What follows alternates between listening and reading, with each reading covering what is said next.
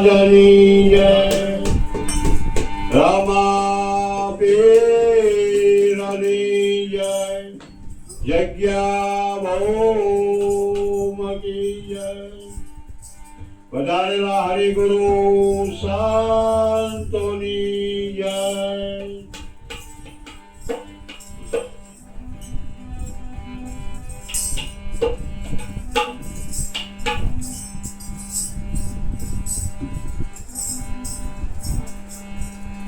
બોલો સદગુરુ નટુરામ મહારાજની જય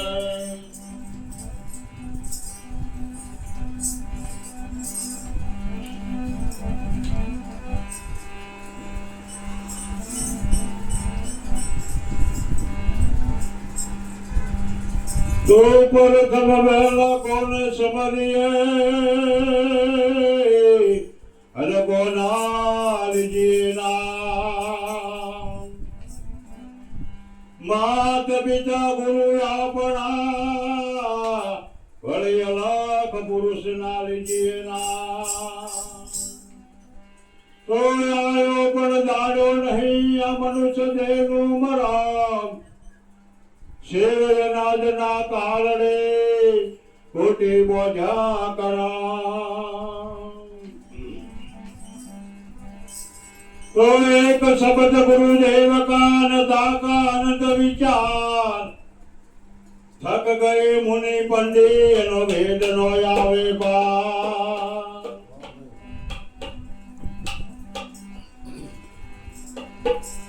તો પ્રથમ નમો ગુરુદેવને જેને આપ્યું નિજ જ્ઞાન જ્ઞાને ગોવિંદ ઓળખ્યા મારું ટળ્યું દેહ અભિમાન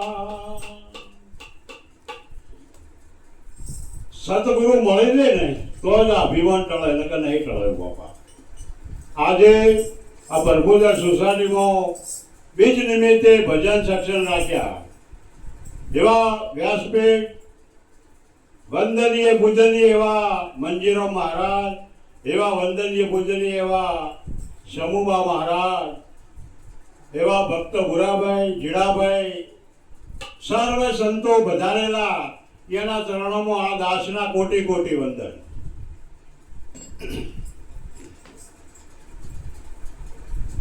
ભજન તો બહુ રાખવું હોય મારે બહુ આનંદ હોય અમને પણ ભજન કોઈને ગમતું જ નહીં ઉતરતું જ નહીં હમણાં આપણે ભજનમાં બેઠા છીએ અને જો પણ ગરબા હોય રાસ ગરબા હોય જુઓ તમે કોઈ જગ્યા ન હોય તમારે ક્યાંય બેહવાની જગ્યા ન હોય કોઈ કલાકાર આવ્યા હોય અમારે ગામડામાં તો કલાકાર આવે ને એટલે ઉકેડામાં બેઠા બેઠા જુએ પણ ઉકેડામાં બેસી જાય પણ કોઈ સંત આવે અહીંયા નો આવે ના કે હવે તો એનું શું સાંભળવું છે એથી બધું એમને ખબર જ છે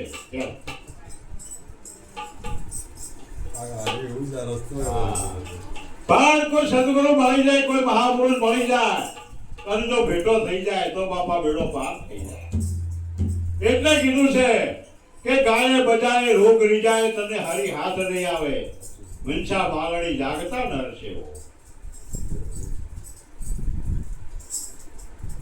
કોટી વાર ગંગાજીમાં નાહો પણ તોય હરી હાથ તો નહીં આવે તમને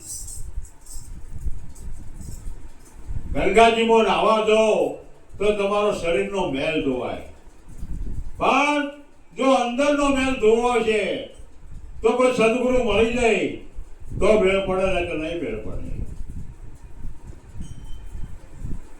પણ મહાપુરુષ મળી જાય ને તો જેમ કૂવો ગોતીએ આપણે અને કૂવામાંથી જેમ ગાળ નીકળે ને કપસી નીકળે રેતી નીકળે બધું કાઢવું પડે તાળ પછી ચોખ્ખું પાણી જ થાય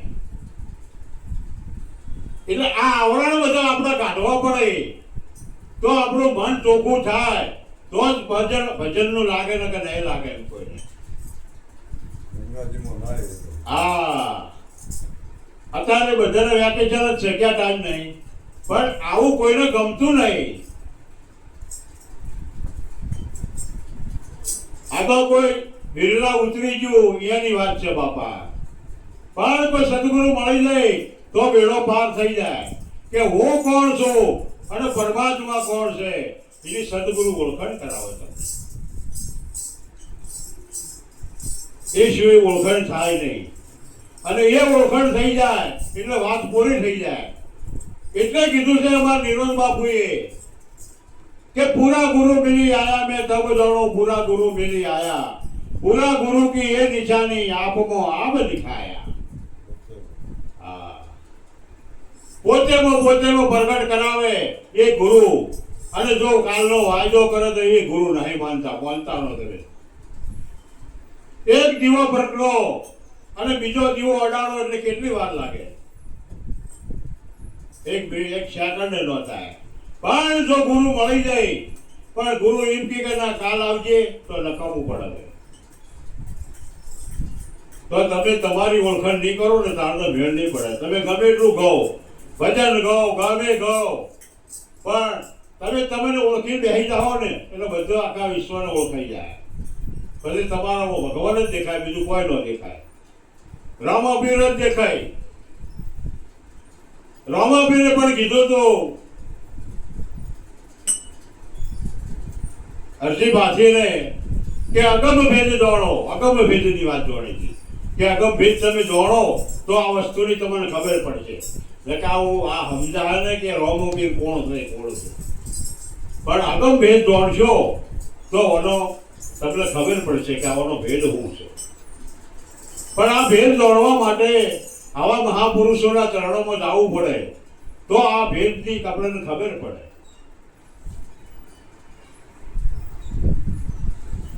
રકમ પડાવી નહીં ગમે એમ કરો તો. હવે પાનભાઈએ તો કહી દીધું કે વીજળીના ચમકારે મોતી પરોવો પાનભાઈ, નકે અચાનક અંધારા થાય. હવે વીજળીનો ચમકારો એટલે કયો ચમકારો એ આપણને પણ ખબર હોવી જોઈએ ને. કે કોઈ એમ કે ચોમાહામાં થાય છે વીજળીઓ એ દર મોતી પરોવવા પડીએ, પણ એ પરોવવા એવું નહીં બાપા.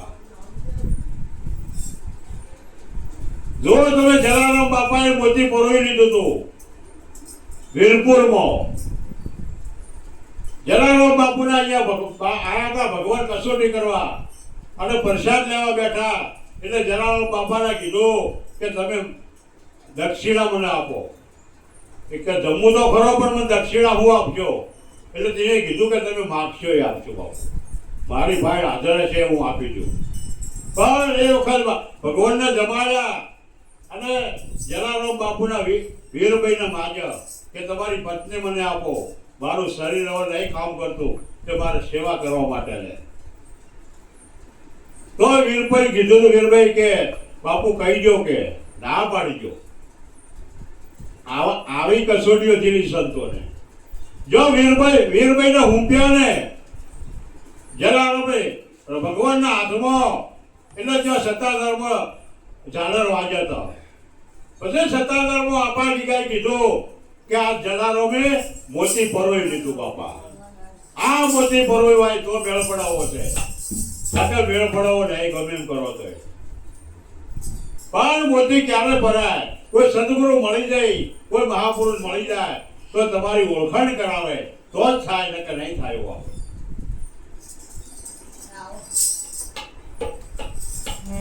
એટલે કોઈ સંતના ચરણોમાં જતા રહેજો બાપા.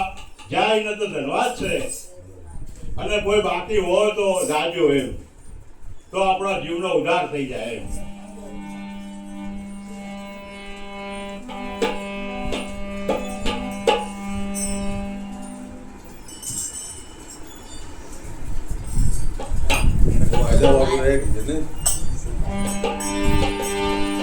વાયદા વાળાની વાત જ થાય.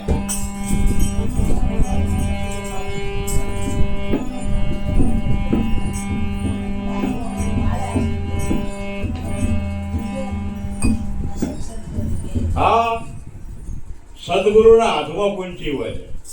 આપણો પલોટ કેવડો હોય? પલોટથી નાનું મકાન હોય, અને મકાનથી નાનું બાયણું હોય, દરવાજો, અને દરવાજાથી નાનું તાળું હોય, અને તાળાથી નાનું ચાવી હોય. જો કદાચ ચાવી હાથમાં આવી જાય તો બંગલો આપણો થાય કે ન થાય? તો આ ચાવી સદગુરુના હાથમાં છે. ચાવી પર વિશ્વાસ તમે કેટલો ગયેલો? હા, એટલે મારા સંતોએ કીધું છે કે ફેરવી લો નામની માળા, સંતો ફેરવી લો નામની માળા, વટે જન્મ જંજાળા, સંતો ફેરવી લો નામની માળા. ગુરુ ગમકેલી કુંચી કરી લો, તૂટે મોહના તાળા, એરે તાળાને દૂર કરો તો ઘટ ભીતર અજવાળા, સંતો ફેરવી લો નામની માળા. આ નામની માળા કીધી જાય, પણ નામની માળા ક્યારે હાથમાં આવે? કોઈ સદગુરુ મળી જાય, કોઈ મહાપુરુષ મળી જાય તો નામ આવે. એટલે કીધું છે કે નામ સમોવડ કોઈ નહીં, કહેવા સરખું કહીએ, થાવર જગમાં સફર બરાબર, સદગુરુ શબ્દે લઈએ. આ થાવર જગમાં સફર બરાબર છે, સદગુરુ શબ્દે લઈએ, કોઈ બાકી જ નહીં. અર્જુનને પણ કૃષ્ણ ભગવાનને કીધું હતું કે અણુ અણુમાં પરમાત્મા છે, કોઈ બાકી બાપ કરતા જ નહીં, પરમાત્મા વગર છે જ નહીં. પણ આની તમને ઓળખાણ મળી જાય, કોઈ સદગુરુ મળી જાય તો આની ઓળખાણ થઈ જાય આપણે. બોલો સદગુરુ મહારાજ.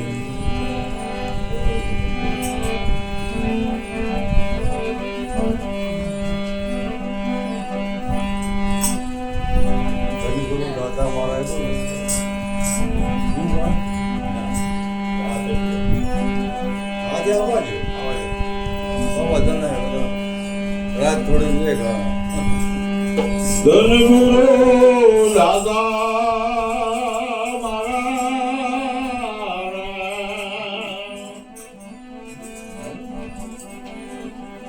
ધનગુરુ દેવા,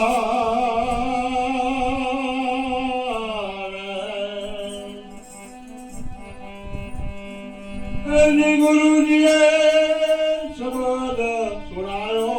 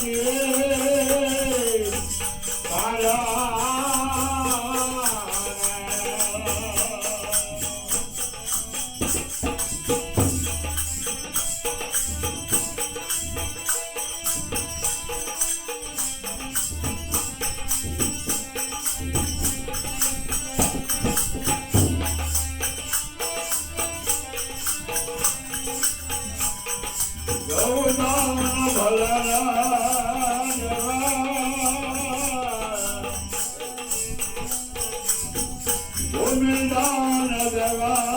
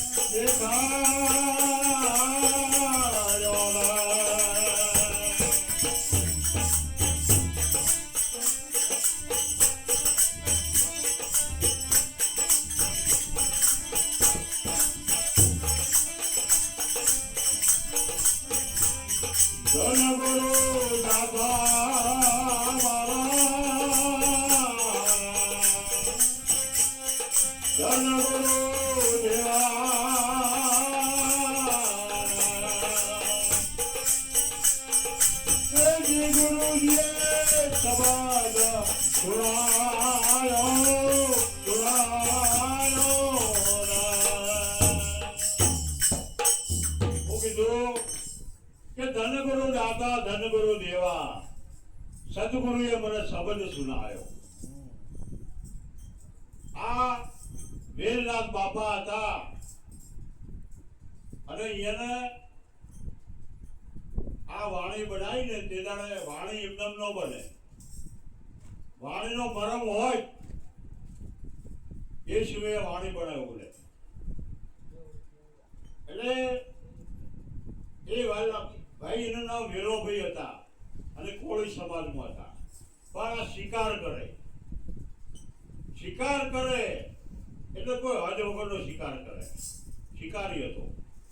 પછી એક મહાપુરુષો સંતો આયા એટલે કીધું કે ભાઈ અમારે રાતે આશરો લેવો છે એના ઘેર અને પ્રસાદ લેવા રોકાવું છે, કોઈનું ઘર સારું હોય બતાવો.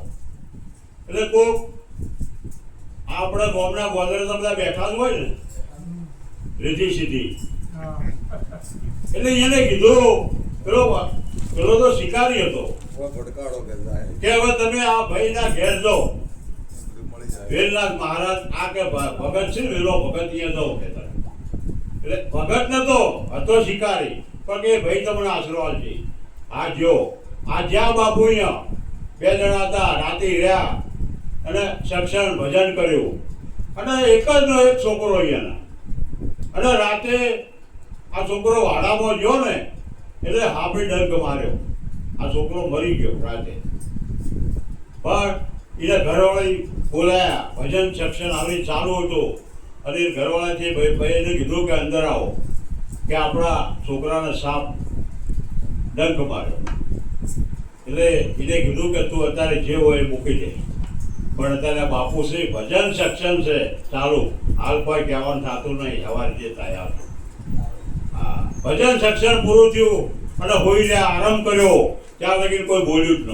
પછી સવારમાં બધાને ખબર પડી એટલે કભે ક્રિશ્ચિયન ઓછી આવ્યા બધા. એટલે ક્રિશ્ચિયન ઓખવાળા તો વધારે હોય પાછા, એમાં કહેવું ન પડે આપણે. એટલે આ બધી બાપુએ કીધું કે ભાઈ વેલા હું છે. એટલે કીધું કે બાપુ કોઈ નહીં, તમે હવે નીકળી જાઓ ને અને તમે અમારો હવે તમે વિદાય લઈ લો બાપા. એ કે ના, તારા ઘરનું અન્ન ખાધું છે કે રાતે અમે એમને તો નહીં. સાચું બોલો કે શું થયું, પછી તો કહેવું જ પડે. હવે એને કીધું કે બાપુ આપણે ભજન સત્સંગ ચાલુ હતું, છોકરો વાડામાં ગયો અને સાપે ડંક દીધો, છોકરાનો પ્રાણ છૂટી ગયો. ઓહો, કે આવું થયું કે હા કે જો છે છોકરો કે આવ્યો. બાપુ જ્યાં પાણી જઈ અને આમ કરીને પોણીની અજણી નોચી અને છોકરાને ઊભો કર્યો, અજેવન કર્યો. એટલા વેલા હતો ને એ વેલો એ બાપુના ચરણમાં પડી ગયો કે બાપુ આજથી શિકાર છોડી દીધો, હથિયાર મેળવી દીધા કે પણ મને તમારા ચરણોમાં લઈ લો. પણ બાપુ કીધું કે અત્યારે નહીં, સમય આવે એ દાડે વાત. હા, સમય આવે એ દાડે વાત કે આજ નહીં. બસ એટલું કહીને બાપુ નીકળી ગયા. પછી મને શિકાર મૂકી જ દીધો. હાવ અમુક દારૂડિયા હોય કે ન હોય, પીવાવાળા પીવો ન હોય પણ બીજાને સડાવે કે લો થોડો લ્યો. આપણે માવા નહીં ખાતા કે બે ગટકા લ્યો, એમ કરતા કે વધારે ખાવા મળે. એટલે આનો શિકાર કરવો નતો, પછી છોડી દીધો. પછી ગુરુ મહારાજે વિચાર કર્યો કે આને હું ટેક આપીને આવ્યો છું, શિકાર આને મૂક્યો છે કે નહીં મૂક્યો, હું તપાસ કરું. એમ તે એવું હરણ બન્યું. ગુરુ મહારાજ હરણ બન્યા. હા, હરણ બની અને ગોમના ગોદરે આવ્યા એટલે એટલા મોટા મારવા મળ્યા. હા, પછી ઓટા મારવા મળ્યા એટલે બીજા મહારાજ તમારા જેવા બેઠા હતા કે મારું બધું આ વેલાન બોલાયો તો કેવો શિકાર આવ્યો છે કે શિકાર જતો રહે, એના સિવાય કોઈ મારી ન કે. તે આ પેલો ઘેર હોઈ રહ્યો હતો શાંતિથી, એને ઉઠાડ્યો કે વેલા આ શિકાર આવ્યો છે અને કેવું હરણ છે કે બંધક લઈ લે ને કે ના, કે મારા ગુરુ ના પાડી છે.